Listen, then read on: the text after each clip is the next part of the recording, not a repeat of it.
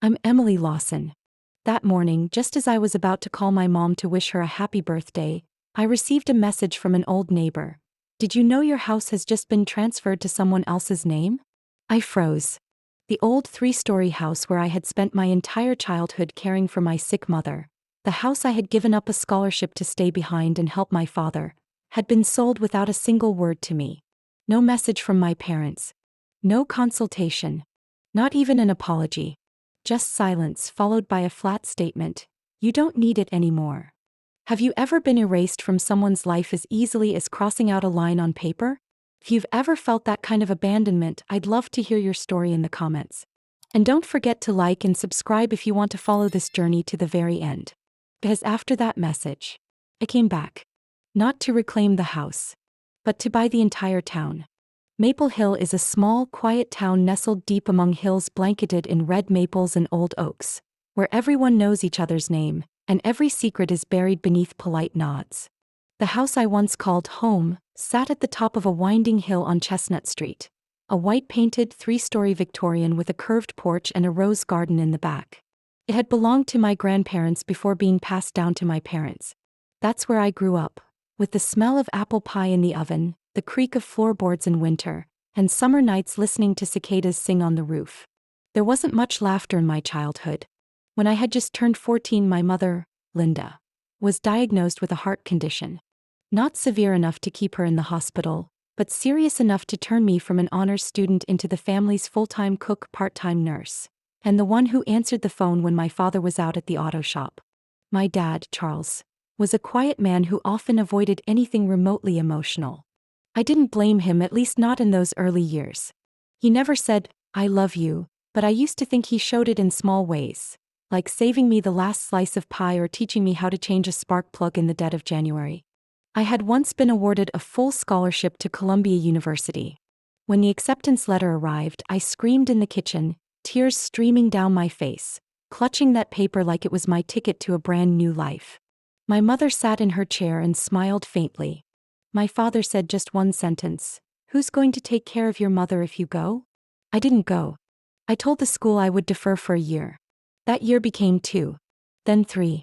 By the time I realized how much time had slipped by, Ryan, my younger brother, was already in his second year at Princeton, with every expense taken care of through the mortgage on that very same house. Ryan was the golden child. Since he was little, he had his own blue-painted bedroom, a new bike every summer, and never once had to wash dishes. He had a persuasive voice, a bright smile, and was always described as the pride of the family. I used to love him, I truly did. But over time that affection faded into silence. When Ryan graduated, I stayed home. I'd received an invitation, with my name printed as Emma instead of Emily. My mom said, "It's just a piece of paper, you don't need to go." I folded that letter, tucked it into a drawer, and never opened it again. I left Maple Hill on a crisp fall day, when the leaves had turned golden and the air smelled faintly of dry grass. I said no goodbyes. No farewell dinner. I just left a note on the kitchen table, "I'm fine. Don't look for me."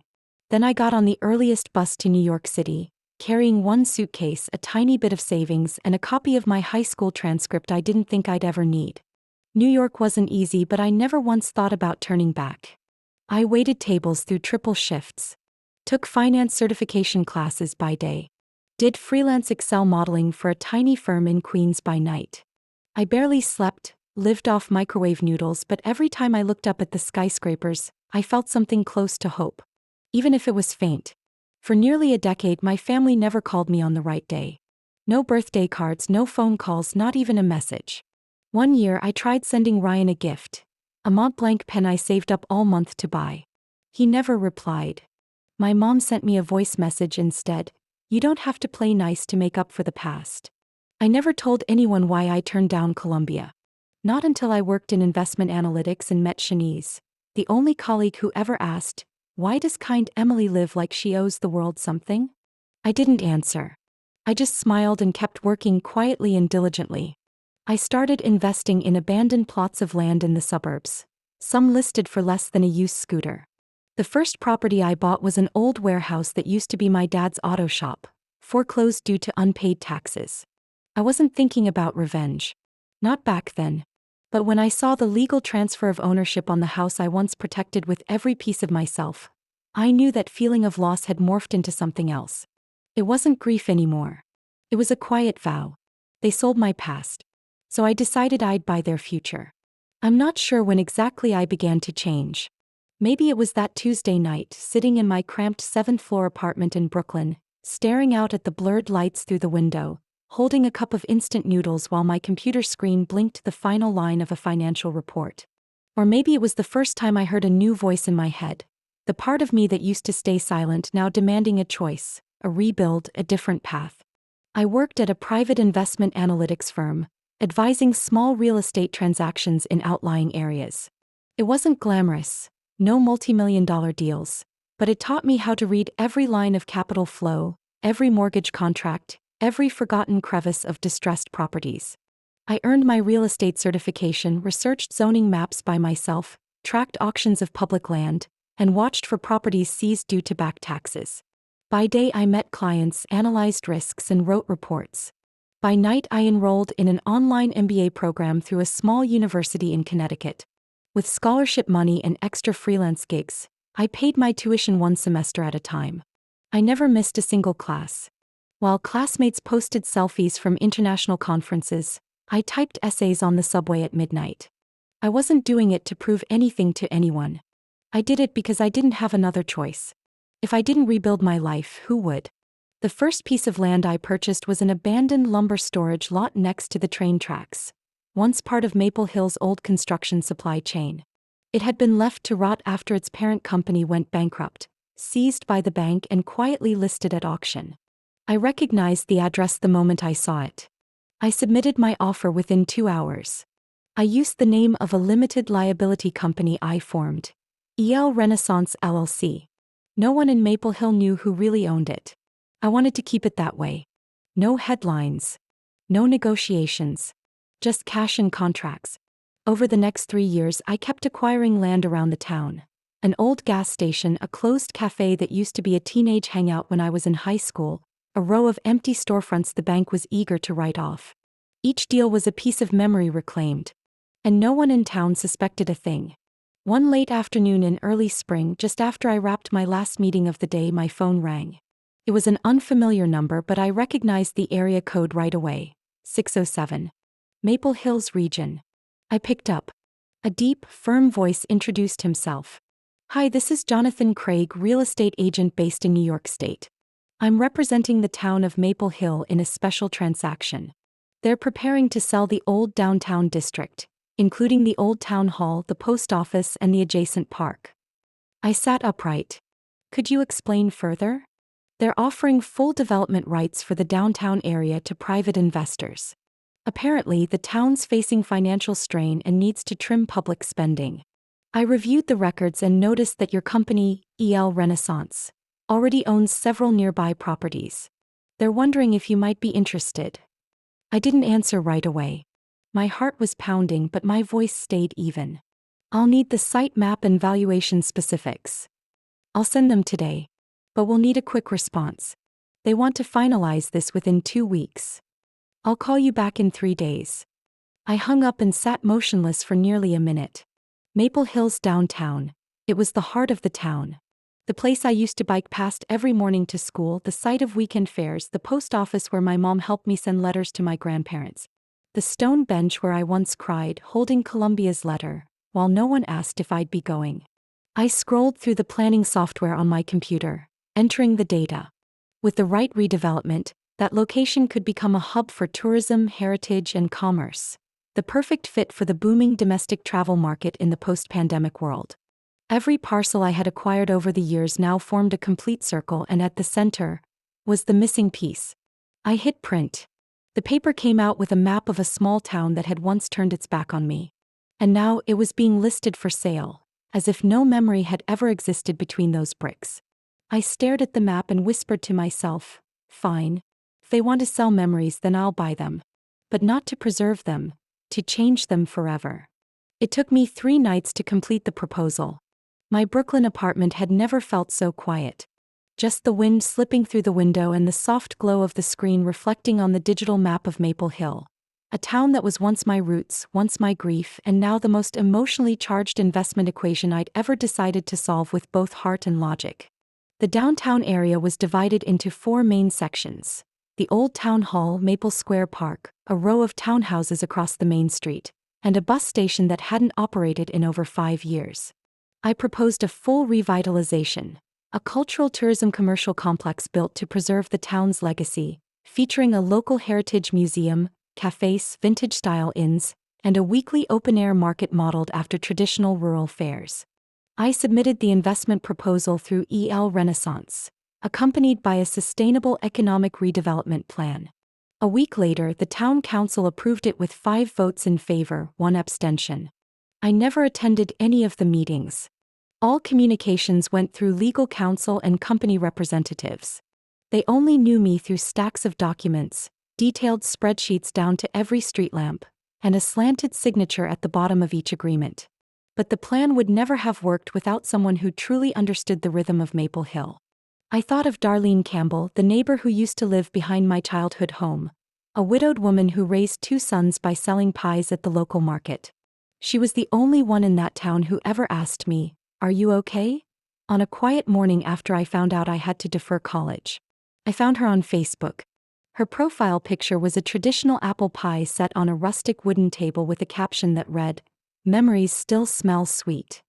I messaged her from my private account. "Darlene, it's Emily Lawson.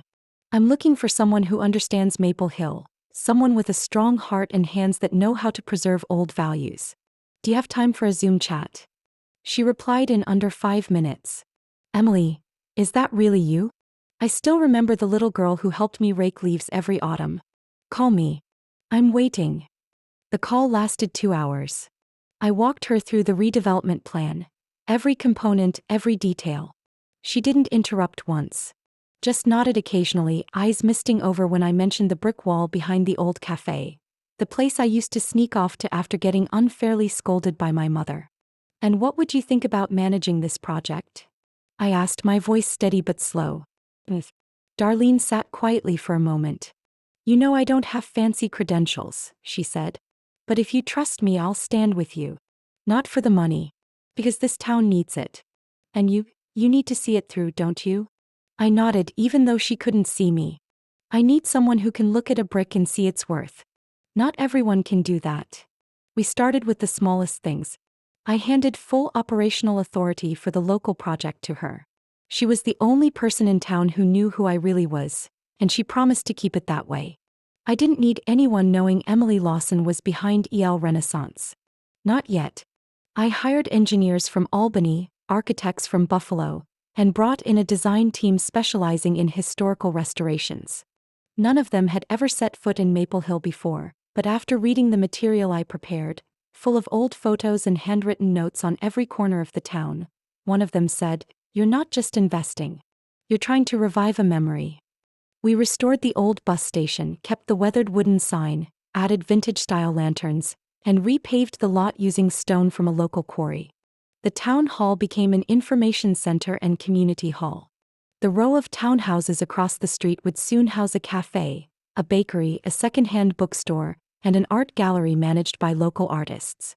Every space was rebuilt using reclaimed materials from the very houses I had purchased. I reserved a quiet corner of the park, the one with the curved wooden bench where I once cried. I told the crew not to repaint it, just polish and frame it with a small plaque that read, "Sit here if you're carrying a heavy heart." Darlene called one afternoon, her voice full of emotion.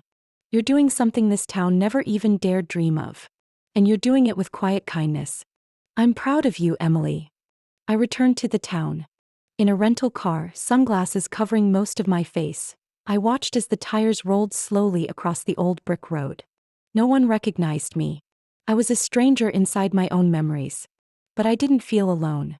Because this time I hadn't come back for acceptance. I came back to rewrite the rules. Silently. One brick, one sign, one door at a time. Word spread quickly that a private firm called EL Renaissance had acquired most of downtown Maple Hill. New signs were installed along Main Street. Workers wearing jackets with the company logo began showing up every morning. But what stirred the town even more was the news about the brand new business licensing process.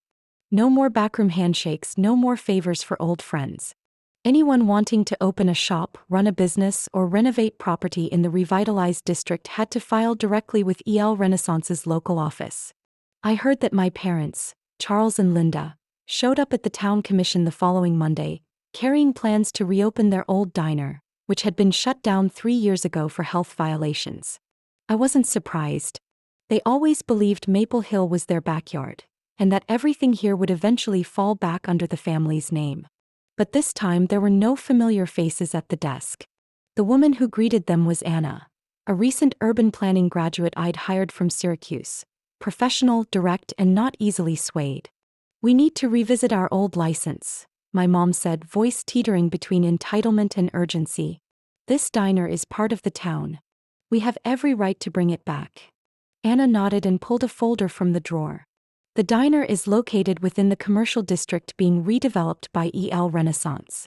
Per new guidelines, all business activity must be reviewed by the company's local development board. You'll need to submit updated architectural plans, current health certifications, and an operational strategy aligned with heritage tourism standards." "We're not outsiders," my dad cut in, irritated. "We've lived here our whole lives." Anna smiled politely. "Exactly. Which is why I'm sure you understand the importance of maintaining standards for the community."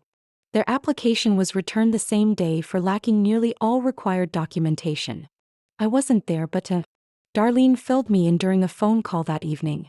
"They're not used to hearing no, Emily," she said, voice a mix of sympathy and exhaustion. "I've never seen your mother that furious. And your dad?" He pulled out his phone and tried calling some old contacts on the council, just to be rerouted to voicemail. I paused a moment. "I don't want revenge, not really. I just want them to know what it feels like, to be ignored, to be invisible." "I know, Darlene whispered. "And I think they're starting to understand." A week later, Ryan returned. I saw his name in the application to open a private law office at number 12 on the Main Street, the building that used to be old Ms. Eleanor's grocery store. His proposal was well written, with a recommendation letter from a small Chicago law firm where he'd been an associate for the past few years. He submitted it to the operations office, never realizing who would be reviewing it in the end: me. I read through every line, every reason in the proposal. Because I was born in Maple Hill and want to help restore the town. Because I believe in justice and that local residents deserve legal representation from someone who understands them. The words were polished, but I still recognized the familiar sense of performance behind them. Ryan had never truly understood Maple Hill.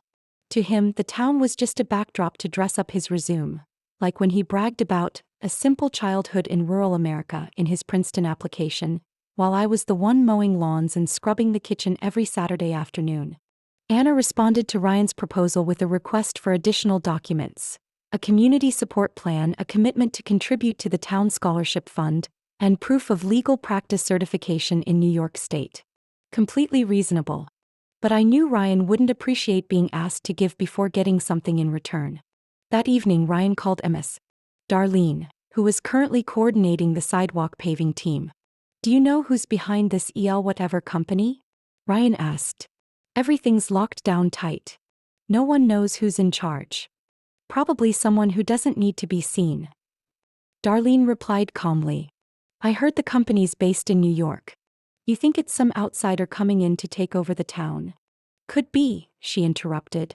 "But if that person is putting time and effort into rebuilding Maple Hill instead of stripping it down, maybe you should be grateful before you get suspicious." I had never hidden from Ms. Darlene the fact that Ryan was my brother. And she didn't respond with anything more than a soft sigh. "He's a lot like your mother. Always confident in what he says, even when he doesn't really understand." I sat in the small office behind the old town hall, late sunlight slanting through the frosted window panes. On my desk were 3 files: one from my mother's proposed diner, one from Ryan's law office, and one from a woman named Margaret, the former town librarian who now wanted to open a small tea shop. I approved Margaret's application first, then set the other 2 aside. Not rejected, but not approved either. I wanted them to keep walking on their own. No more special treatment. No more backdoors. If they truly wanted to return to Maple Hill, They'd have to learn to walk like everyone else. Like I did. And like so many in this town still do, every single day. The old town hall of Maple Hill had been almost completely restored. The signature dark red brick walls preserved, new recessed amber lighting cast a soft glow across the room, and rows of wooden seats were freshly polished and aligned neatly. A brass plaque hung above the stage arch, engraved with, "Shareholders Meeting, Maple Hill Renaissance Project." No one in town knew that night's gathering would unveil truths buried for nearly 2 decades. I entered from the side door wearing a simple navy blue suit. Hair tied back, thin-rimmed glasses, nothing flashy. Just me standing in the warm light looking down at the rows below, where my father, mother, and Ryan sat in the front row. My mother's eyes widened, mouth slightly agape like someone had yanked open a curtain she'd spent years keeping closed. My father furrowed his brow, jaw clenched as if he couldn't believe what he was seeing. Ryan stiffened, then leaned back as if he'd just swallowed a mouthful of ice water. I stood still for a few seconds behind the microphone, letting the silence spread like a thin mist. "My name is Emily Lawson," I began steadily, eyes fixed on the 3 faces below. "Chief Executive Officer of EL Renaissance LLC, the development firm leading the Maple Hill Renaissance Project." A ripple of murmurs ran through the rows behind them. A silver-haired woman in the far right corner nodded slowly. Someone clapped once or twice, then stopped, realizing the tension still hung heavy in the air. I didn't let anyone interrupt. "Before I continue, I'd like to share some transparent financial disclosures related to the downtown area. Over the past 10 years, there were 3 mortgage loans filed under my name, Emily Lawson, without legal consent from the actual subject, which is me at that time." I pressed a small button in my hand. A large screen behind me lit up with bank documents, stamped clearly in red. Loan applications bearing a signature resembling mine, handwritten, not digital. The date was clear. The year I had just turned 18. The first loan was used to pay the first year of tuition at Princeton University for Ryan Lawson. Loan amount, $48,200. Collateral, the property at 93 Chestnut Street. Legal owners at the time, Charles and Linda Lawson. Borrower listed, Emily Lawson. No power of attorney or signed consent from the actual borrower. My mother shot up from her seat. "Emily, not here. This isn't the place." I held my gaze steady. Didn't flinch. "This is exactly the place, Mom." I pressed the next button. A bank statement appeared on the screen, with clear dates and outgoing transfers tied to family diner renovation expenses. The second loan, $16,800. Payment note, deposit for commercial kitchen equipment. Funds withdrawn from my personal bank account during the time I was living and working in New York, unaware of any such investment back home. I paused, breathed slowly, looked down toward their row. My mother had sat back down, her hands tightly folded in her lap. My father looked away. "The final matter," I said, my voice softening, "concerns the house on Chestnut Street, where I was born, where my grandparents left their legacy, and where I stayed up countless nights caring for my mother while still in high school." I pressed the button again. The screen now showed the property deed transfer. Buyer listed as a temporary construction company, seller listed as my parents. No line allowing for my input, objection, or even knowledge. The house was sold for $158,000. A portion went toward old debts. The rest? Unclear. I wasn't notified. I wasn't asked. I wasn't named in a single document, even though I had once registered and paid the property taxes while living in that house. My voice was quieter now, but no less firm. "I'm not sharing this to shame anyone. I'm sharing it because this is part of the financial history of this town. And it's part of my personal history. No one can rebuild a community if we're too afraid to look truth in the eye." People in the hall began nodding. I heard a few throats clear. I knew, the ones who had long suffered in silence. They were feeling something shift. I lowered my gaze to Ryan. "Did you ever know what paid for your first year of college?" Ryan opened his mouth, then closed it again. The arrogance in his eyes was gone, replaced by the dazed look of someone watching a foundation crumble beneath their feet. "I didn't know," he said softly, the words dropping like stones. "I didn't know." I nodded. "I didn't know either. Not until the bank sent a notice demanding repayment. That's when I realized, What my college dream had been traded for. I returned to the microphone. My voice no longer trembled. I stayed silent for a very long time. But today I'm not here to reclaim the past. I'm here to redraw the lines. From this day forward, this town will be governed by transparency, fairness, and the values it should have had all along. I looked down. 3 familiar faces, now more distant than ever. And then I stepped into the next part. No longer the victim. No longer the obedient daughter. I was the one rewriting the rules, right in the place that once made me forget I even had the right to choose. I stood still at center stage, the soft light from overhead slowing everything down around me. No one in the audience said a word. Even the faint whispers had gone completely silent after I presented the documents. Every word, every number still hung in the air like suspended dust. I let the silence linger just a little longer, to give people time to understand that this wasn't just a meeting. This was the moment Maple Hill would cross a threshold, no longer a sleepy old town stitched together by favoritism and silence.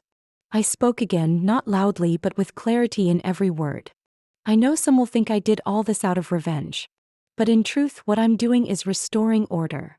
A place where fairness isn't traded for blood ties, where no one gets special treatment just because they share a last name with someone in power. I paused, locking eyes with the front row, where the 3 of them sat trying not to meet my gaze. I don't need apologies. I just need them to follow the same rules everyone else is expected to follow. I signaled to Anna, the assistant standing off stage. She stepped up and handed me a folder. I opened it, turning the pages slowly, then faced the audience. This is the comprehensive development plan for the downtown district over the next 3 years.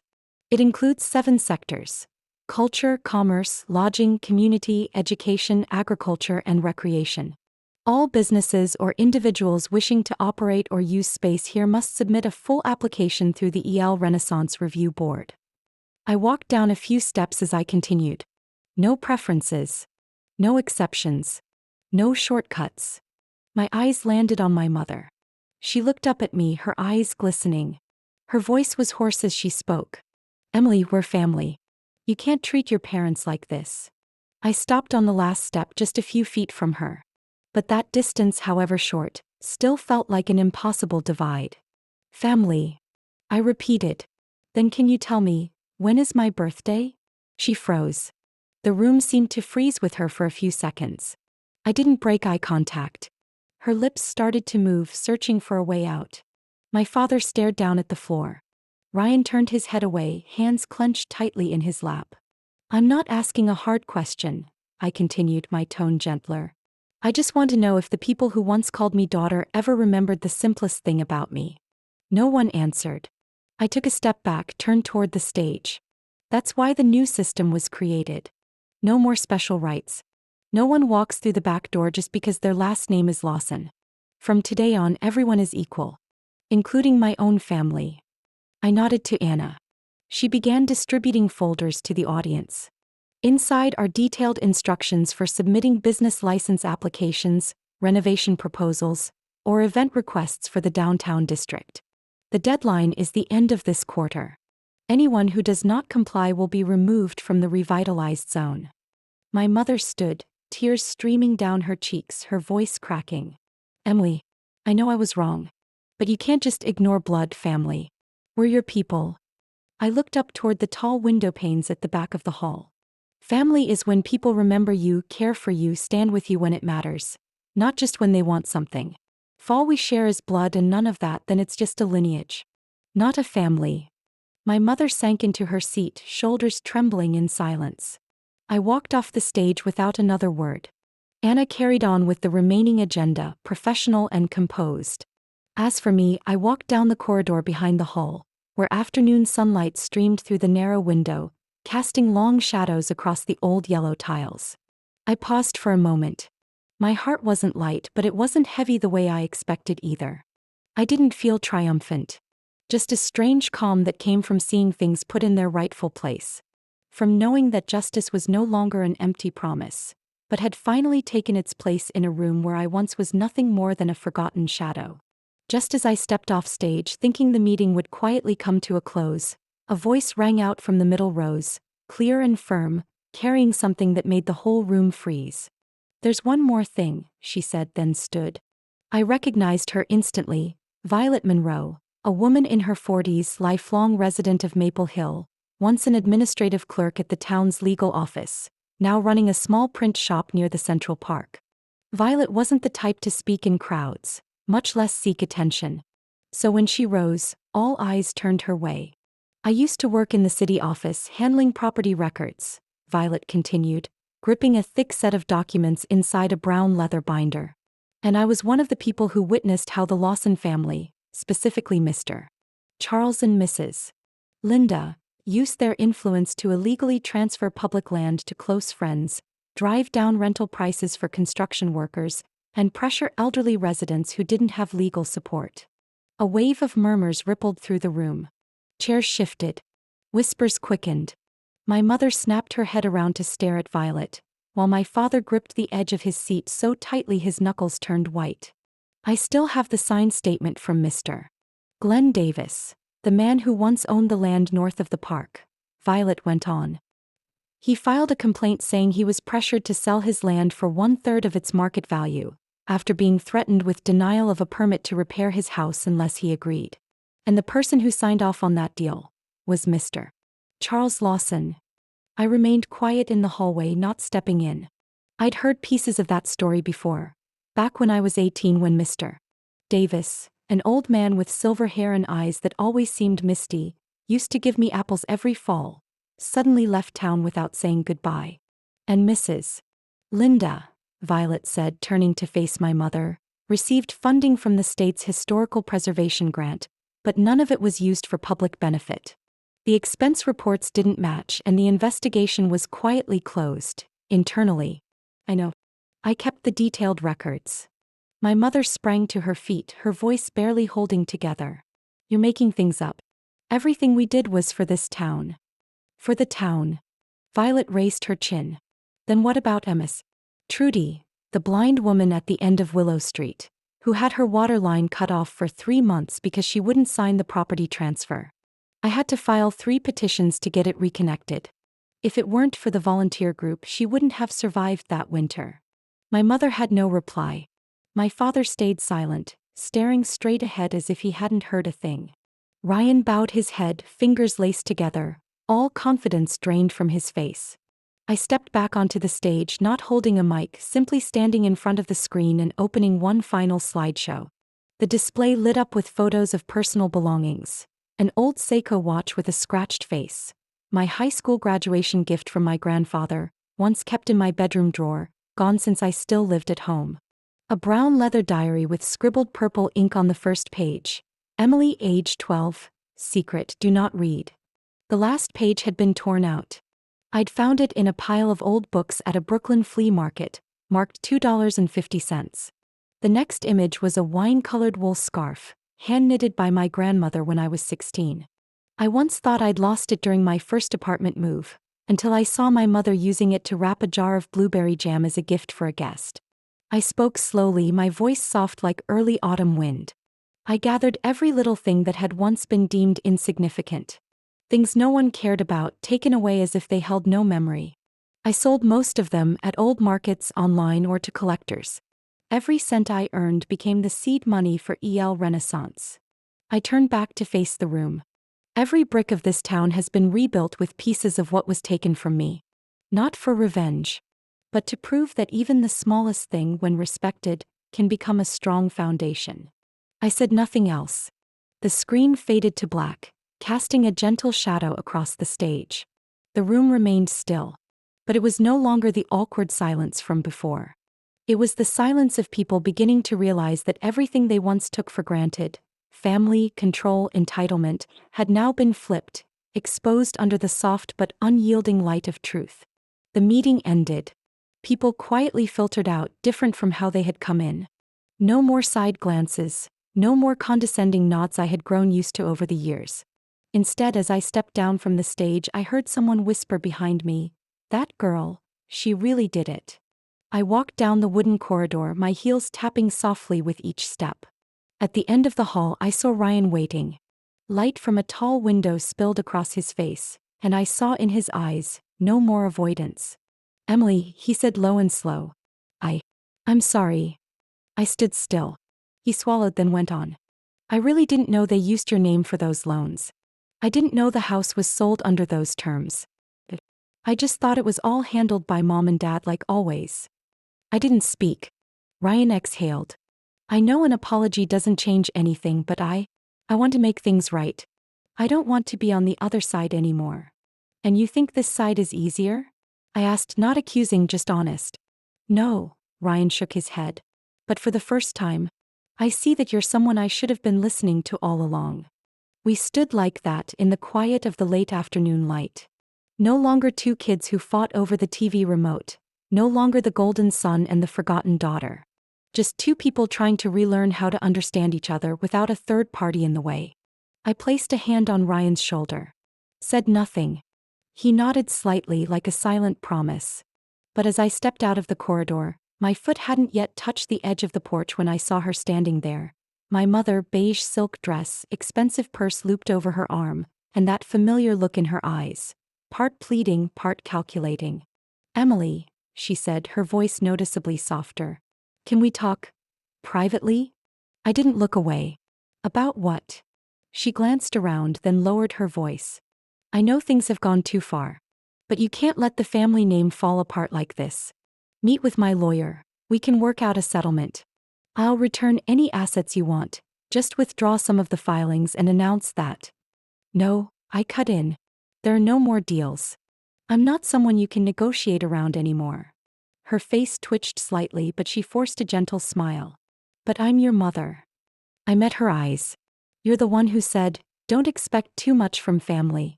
Life isn't fair. And you were right. Life isn't fair. But that's not a reason to keep letting others dictate what I'm allowed to have. I turned to leave, then paused as a thought sharpened clearly in my mind. I turned back, facing her. On April 15th, I'll be hosting an event for the town. A full spring fair. There'll be free food, music, a kids' play zone, local vendor booths, and a tribute to those who helped build Maple Hill. She blinked. And I tilted my head. That's my birthday. She was silent.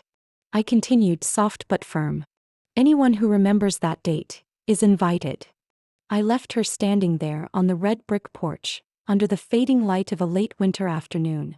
Her high heels slipped slightly as she stepped back, but no one reached out to steady her. No one upheld the image of the mother who once towered above reason. Because now she had nothing left to hold on to, except the memory of a daughter she'd forgotten for too long. I turned down the corner where the newly restored townhouses were being dressed with lights. Local workers waved as I passed. A few kids ran by, giggling. An older woman watering flowers on her porch looked up and smiled warmly. Lawson, thank you for bringing life back to this place. I smiled gently. Didn't say a word. Inside me there was no more fire. No more bitterness. No hunger for recognition. I no longer needed them to understand me. I only needed them to remember. And if they couldn't, at least this town would never forget one thing. That I once stood up, walked away, and came back on my own. Not to ask for a seat, but to build my own stage. On April 15th, Maple Hill woke up earlier than usual. Even before the sky shook off the morning mist, every street began to glow with lanterns strung along the paths to the Central Park, where the spring fair and also my birthday was being set up. I stood on the second-floor balcony of the old town hall, now transformed into a community coordination center. Below me the town pulsed with life. Wooden stalls lined the lawn, strings of lights wrapped around every beam. Across the square, local musicians sound-checked their guitars, laughter echoing from the children's play area. The air was filled with scents of kettle corn, caramel apples, and faint hints of lavender from the gift bouquets arranged carefully on display tables. Shanice, in her usual denim jacket, arms full of event schedules covered in sticky notes, walked up beside me, her voice full of the same energy I once knew from those burnout days back in New York. Everything's set. Violet's booth is selling out of her homemade ginger tea. Over by the games, Ryan just got invited to play tug-of-war by a little girl. And I swear I'm not making this up. People are starting to whisper, asking each other when your birthday is. I smiled softly and genuinely. Well, they'll find out soon enough. If not, all they have to do is look at the stage at 8 o'clock. By 7:30 the park was packed.